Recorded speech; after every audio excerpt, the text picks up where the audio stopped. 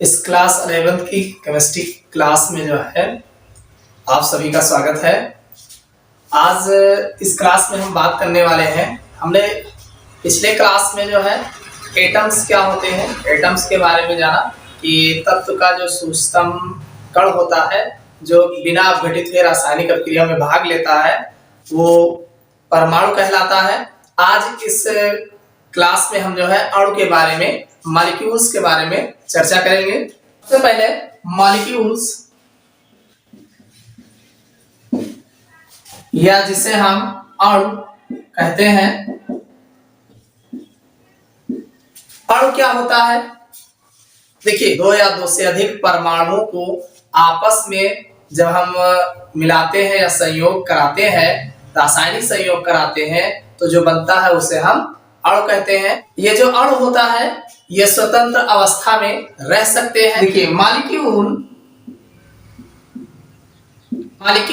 Is that smallest unit of a substance which is formed by union of two or more atoms in definite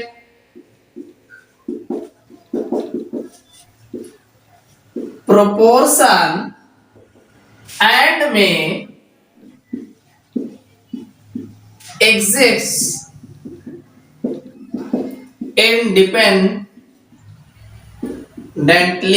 independently. देखिए, molecules is that smallest unit of a substance which is formed by union of two or more atoms in definite proportion and may exist independently. देखिए, molecules is that, देखो molecule जो है पदार्थ का जो है एक छोटा यूनिट, इकाई होती है। मॉलिक्यूल्स जो है किसी भी पदार्थ की छोटी इकाई होती है which is formed by union, और इसका जो निर्माण हुआ होता है टू आर मोर एटम, यानी दो या दो से अधिक एटम्स यानी परमाणुओं से मिलकर बना होता है। डेफिनेट प्रोपोर्शन एंड में एग्जिस्ट इंडिपेंडेंटली, निश्चित संयोग से बनते हैं और ये जो है स्वतंत्र अवस्था में रह सकते हैं। देखिए, परमाणु जो होते हैं दो या दो से अधिक तत्वों के निश्चित संयोग से मिलकर बने होते हैं और ये स्वतंत्र अवस्था में रह सकते। दो या दो से अधिक परमाणुओं के निश्चित अनुपात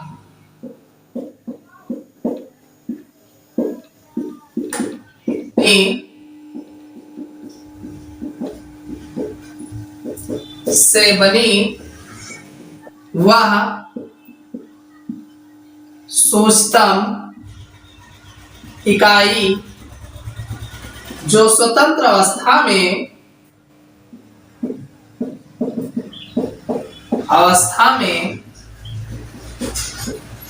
रह सकती है, अणु कहलाती है।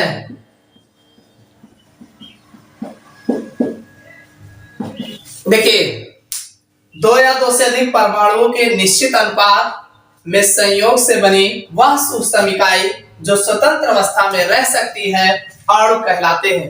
देखिए, जो अणु होते हैं, अब परमाणु, देखिए परमाणु जो होते हैं, परमाणु ये स्वतंत्र अवस्था में नहीं पाए जाते हैं। जो गैसों, जैसे नोबल गैसों के जो परमाणु होते हैं ये तो स्वतंत्र अवस्था में पाए जाते हैं, लेकिन जितने भी परमाणु अक्रिय गैसों को छोड़ दिया जाए तो जितने भी परमाणु होते हैं स्वतंत्र अवस्था में नहीं पाए जाते। अब यही परमाणु जो होते हैं, अब परमाणु जो है आपस में, भाई दो परमाणु आपस में मिल करके एक अणु का निर्माण करते हैं। दो या दो से अधिक परमाणु जो है आपस में मिल करके अणु का निर्माण करते हैं। अब जब अणु बन जाते हैं तो वो जो है स्वतंत्र अवस्था में पाए जाते हैं। यानी संयोग में परमाणु ही इन्वॉल्व होता है तो यहाँ पे जैसे मान लीजिए अगर हम मॉलिक्यूल्स की बात करें तो मॉलिक्यूल्स हम लेंगे जरूर, लेकिन इसके जो परमाणु होंगे वही रासायनिक अभिक्रिया में भाग लेते हैं। अगर एक ही प्रकार के परमाणु अगर मिलकर के अणु का निर्माण करते हैं तो उसे हम समपरमाणु, जिसे होमोएटॉमिक, इसी को समपरमाणु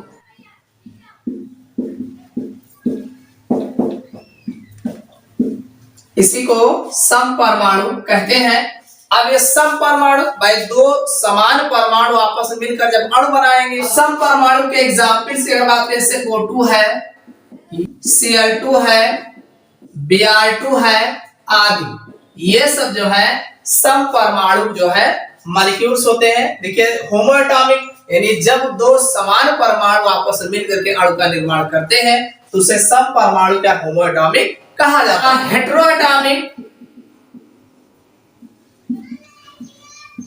जब अलग अलग परमाणु आपस में मिलकर अणु का निर्माण करते हैं तो उसे हम हेटेरोएटॉमिक या विषम परमाणु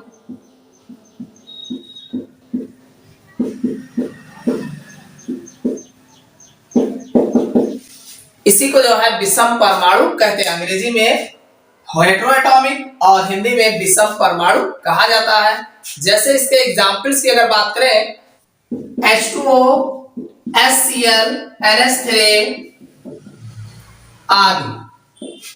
देखिए ये हेटेरोएटॉमिक या विषम परमाणु अणु जो होते हैं, जैसे H2O में देख रहे हैं एक हाइड्रोजन है और ये ऑक्सीजन एटम, भाई दो हाइड्रोजन एटम एक ऑक्सीजन एटम मिलकर बना है तो ये जो है विषम परमाणु होगा। HCl एक हाइड्रोजन एक क्लोरीन दो आपस में मिलकर अणु का निर्माण कर रहे हैं। NH3 में तीन हाइड्रोजन एटम और एक नाइट्रोजन, तो हाइड्रोजन एक अलग हो गया, नाइट्रोजन एक अलग परमाणु हो गया और ये आपस में मिलकर के अणु का निर्माण करते हैं। ये तो हो गया समपरमाणु और विषम परमाणु। अब जैसे दो मिले हुए हैं तो दो परमाणु मिले हुए हैं तो इसे हम डायटोमिक, और अगर तीन परमाणु आपस में मिले हैं, डायटोमिक जो है तीन से अधिक परमाणु आपस में मिले हैं तो उसे पॉलीएटॉमिक मॉलिक्यूल्स कहते हैं। जैसे डायटोमिक,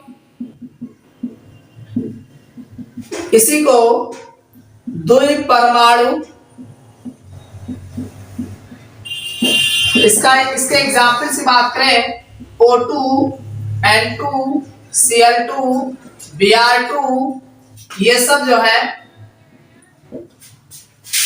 द्विपरमाणु या डायटोमिक। ट्राइएटॉमिक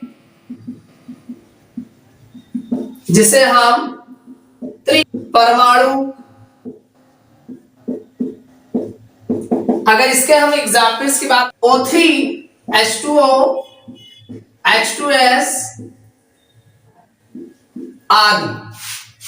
देखिए जब तीन परमाणु आपस में मिले होंगे तो उसे हम ट्राइएटॉमिक मॉलिक्यूल्स कहेंगे। जैसे O3 है, इसमें 3 एटम्स जो है ऑक्सीजन के लगे हुए हैं। H2O में 2 हाइड्रोजन और एक ऑक्सीजन, H2S में 2 हाइड्रोजन एटम्स और एक सल्फर का। तो इस तरीके से ये ट्राइएटॉमिक मॉलिक्यूल्स होंगे। पॉलीएटॉमिक्स, इसी को बहुपरमाणु,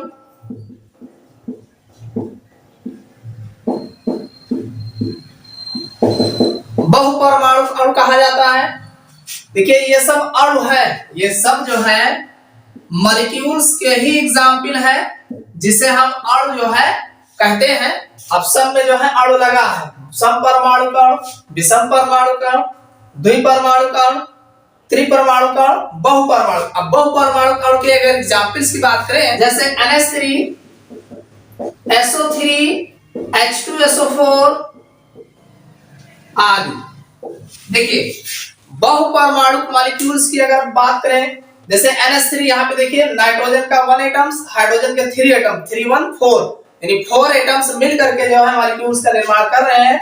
यहाँ पे SO3 की बात करें तो यहाँ पे ऑक्सीजन के 3 एटम्स हैं और सल्फर के 1 एटम, 3 1 4 एटम्स मिल करके मॉलिक्यूल्स का निर्माण कर रहे हैं। ऐसे H2SO4 की बात करें तो 2 हाइड्रोजन एटम, 1 जो है सल्फर एटम और 4 ऑक्सीजन एटम, तो 4 1 5 6 7 7 8 एटम्स मिल करके जो है मॉलिक्यूल्स का निर्माण एक मॉलिक्यूल्स H2SO4 का निर्माण करें। तो इस प्रकार से ये सब जो है पॉलीएटॉमिक जो है मॉलिक्यूल्स कहलाते हैं।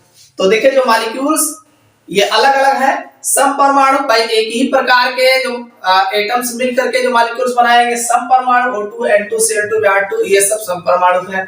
और इसी में आपका इसी को die atomic O2 N2 Cl2 इसमें दो एटम्स सेम होंगे तो दो एटम्स जब मिलकर मॉलिक्यूल्स बनाएंगे तो डाई एटॉमिक्स होंगे।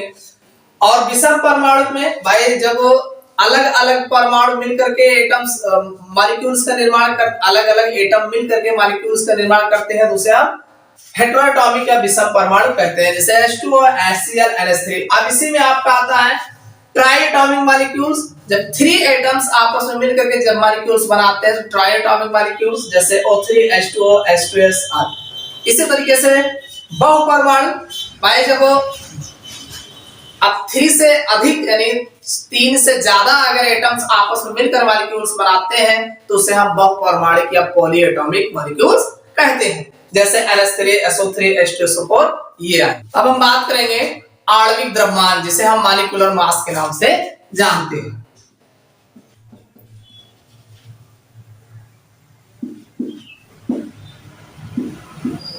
मास आणविक द्रव्यमान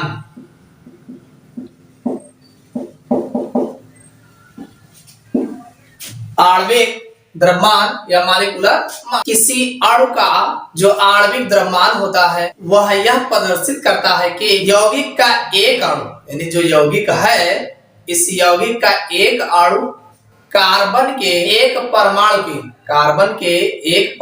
के 1/12वें भाग के कितने गुना अधिक है।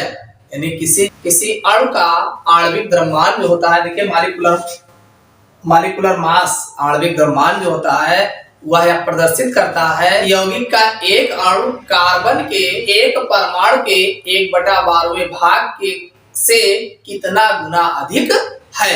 देखिए किसी चीज को अगर हमें बताना हो, किसी से तुलना करानी है, किसी चीज को हमें बताना है नहीं कि ये इतना है, ये मेरा 5 किलो है, तो पहले किलो जानो क्या है तभी तो बताओगे ये 5 किलो। इससे यानी इसे अगर वेट हम निकाल रहे हो, किसी चीज को बता रहे हो कि ये 5 किलो है तो 5 किलो कहाँ से होगा, पहले किलो हो, पहले ये जानो किलो क्या होता है।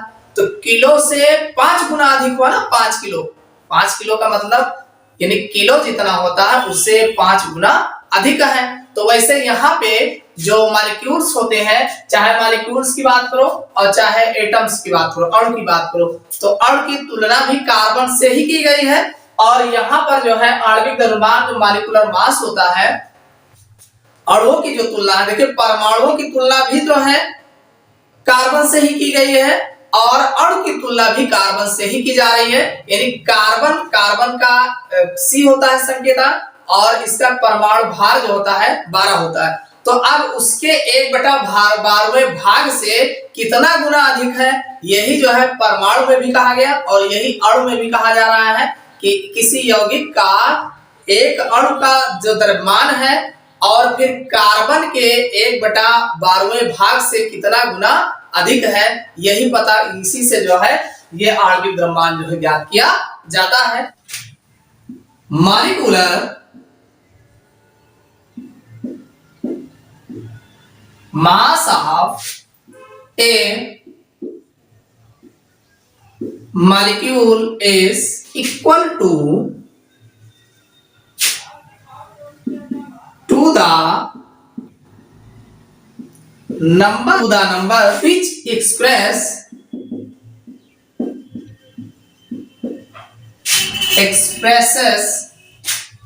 that one molecules is how many times heavier than 1/12 of mass of 1 C12 atom। molecular mass of a molecules is equal to the number, यानी इसकी जो संख्या होगी is equal to the number which express that one molecules, यानी which expresses that one molecules is how many times heavier than 1/12 of mass of one carbon 12 atoms. किसी अणु का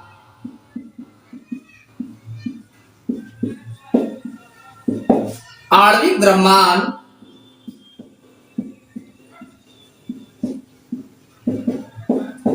वह संख्या है जो यहां प्रदर्शित करती है कि यौगिक का एक अणु कार्बन के एक परमाणु के 1/12वें भाग से कितने गुना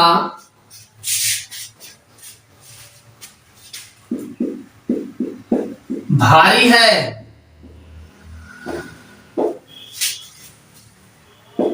किसी अणु का आणविक द्रव्यमान वह संख्या है, कोई भी अणु है तो उस अणु का जो आणविक द्रव्यमान एक संख्या है, वह संख्या है जो यह प्रदर्शित करती है या बताती है कि यौगिक का एक अणु, उस यौगिक का एक अणु कार्बन के एक परमाणु के, यानी कार्बन का जो एक परमाणु के 1/12वें भाग से कितने गुना भारी है, ये जो है आणविक द्रव्यमान कहलाते। तो ये लिखा है कि molecular mass of a molecule is equal to the number which express that one molecule is how many times heavier than 1/12 of mass of one carbon 12 atoms।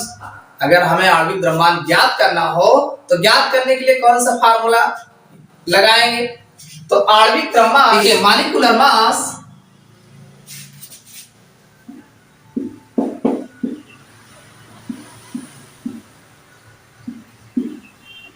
equal mass of one molecule of compound upon 1/12 multiply mass of one C12 atom. देखिए अगर हम molecular mass की बात करें तो molecular mass equal mass of one molecules of compound, यानी जो भी कंपाउंड्स है उस कंपाउंड्स के वन मॉलिक्यूल, एक मॉलिक्यूल्स का जो है मास, उसका मास कितना है, और 1/12 equal mass of one carbon 12 atom, यानी कार्बन 12 एटम्स के एक जो परमाणु होगा उस परमाणु का मास और 1/12 ये रहेगा इतना। तो इस पर जब रखेंगे तो हमें मॉलिक्यूलर मास जो है, आणविक द्रव्यमान जो है प्राप्त हो जाएगा। देखिए आणविक द्रव्यमान यौगिक के एक अणु का द्रव्यमान, यानी जो यौगिक का हम निकालेंगे उस यौगिक के एक अणु का द्रव्यमान तथा 1/12 कार्बन 12 के एक परमाणु का द्रव्यमान, कार्बन 12 के एक परमाणु का द्रव्यमान यहां हो जाएगा, 1/12 रहेगा, और जिस यौगिक का ज्ञात करेंगे उसके एक अणु का द्रव्यमान ऊपर रखेंगे। अब हम बात करेंगे ग्राम मॉलिक्यूल्स, या इसी को मोल कहा जाता है, या ग्राम मॉलिक्यूलर मास के बारे में चर्चा करेंगे। तो ग्राम मॉलिक्यूल, इसी को जो है आर मोल कहा जाता है, एंड ग्राम मॉलिक्यूलर मास, इसको हिंदी में जो है ग्राम अणु तथा gram अणुभार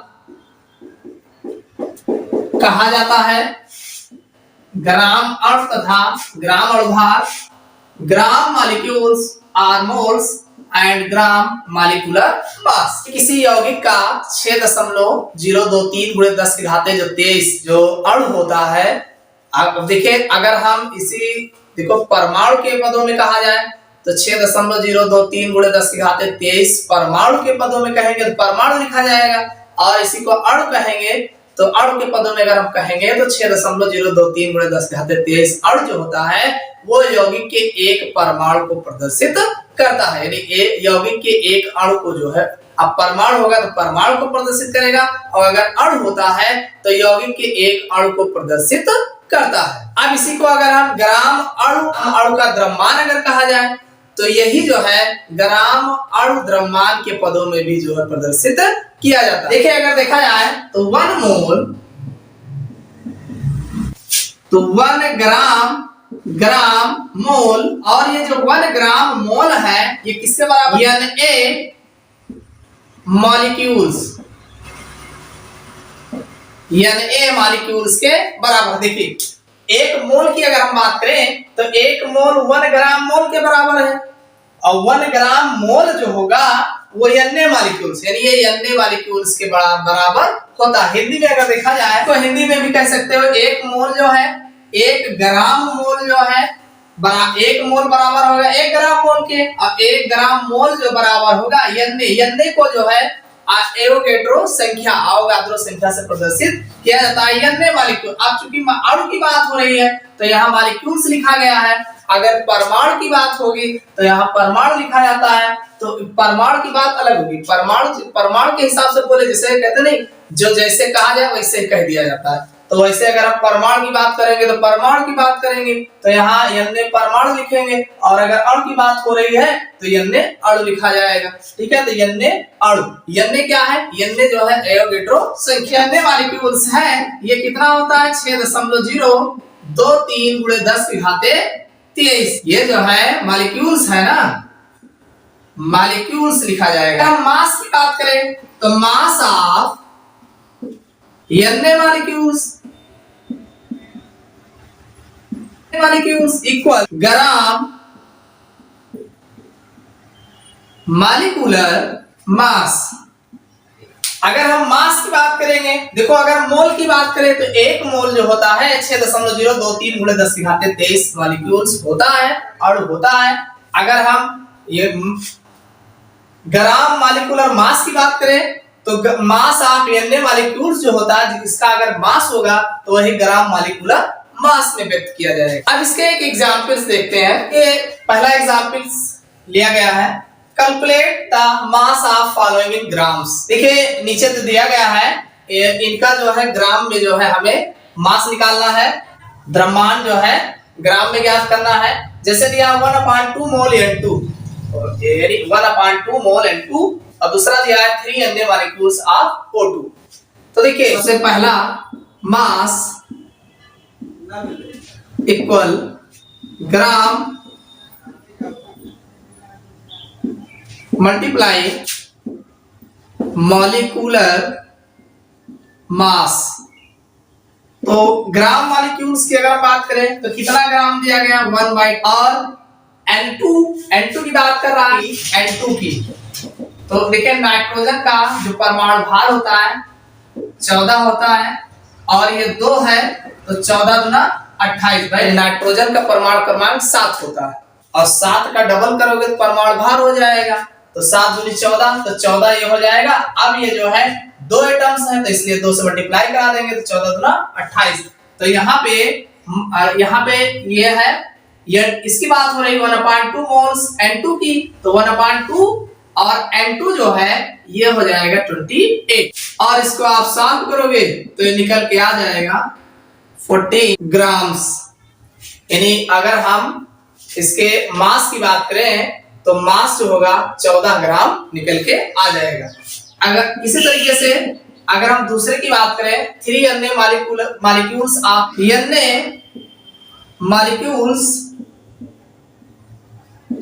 of O2 equal 1 gram molecule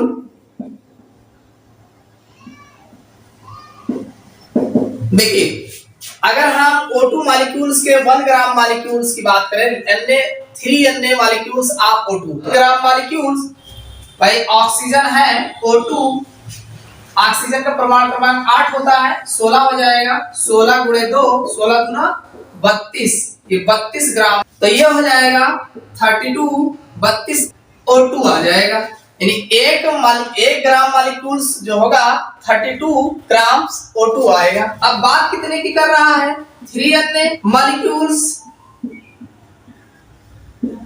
of O2 बात कर रहा है, 3 मॉलिक्यूल्स ऑफ O2 की, 3 हो जाएगा, 1 में 32 है, तो ये 3 से जो है मल्टीप्लाई करा, ये जो है निकल के आ जाएगा, यानी जो मास है वो ग्राम में निकालना था, अणुभार जो है, आणविक द्रव्यमान जो है ग्राम में याद करना था, तो 1/2 मोल्स N2, तो N2 जो निकल के आया वो 14 ग्राम, और 3 O2 की जो बात हुई वो 96 ग्राम जो है निकल के आ गया। देखिए अगला जो एग्जाम्पल लिया गया है सेम है, calculate the mass of the following in grams, यानी जो दिए गए हैं इनका जो है ग्राम में पदों में आणविक द्रव्यमान निकालना है।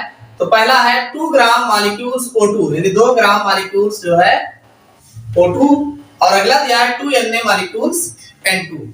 तो सबसे पहला हम देखते हैं इसका मास, एक मोल कितना मोल है, या इसी को ग्राम, मॉलिक्यूल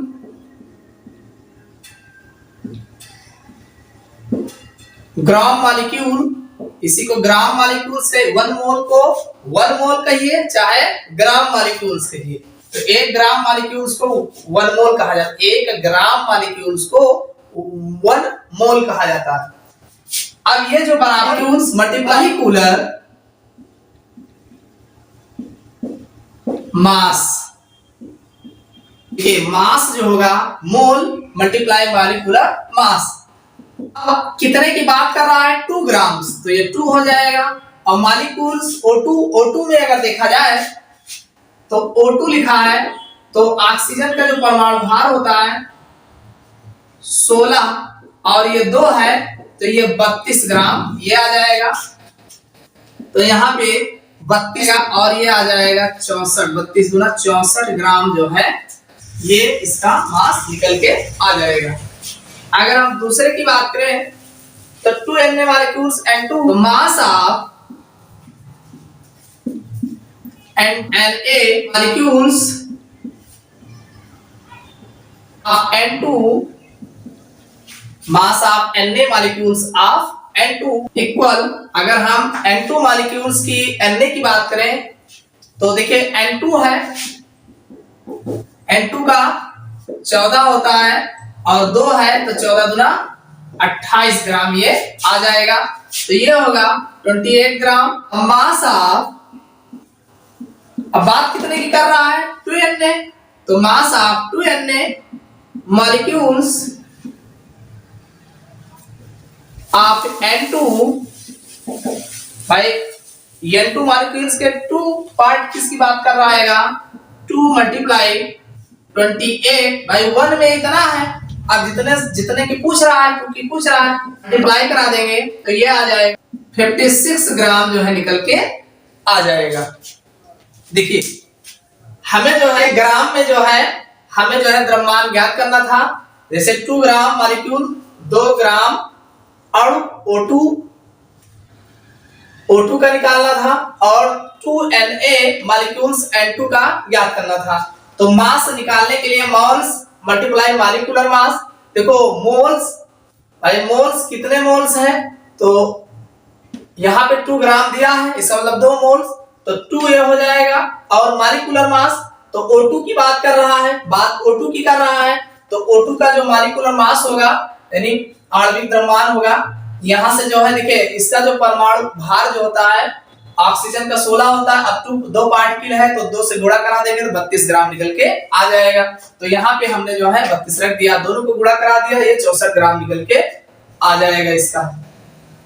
दूसरे वाले में mass of Na molecules of, देखिए एक Na मॉलिक्यूल्स की अगर हम एक N2 की बात करें तो ऐसे इसका N2 का परमाणु भार 14 होता है, 14 दूना 28 ग्राम जो है एक N2 पार्टिकल का जो मॉलिक्यूल्स का मास होगा इतना होगा।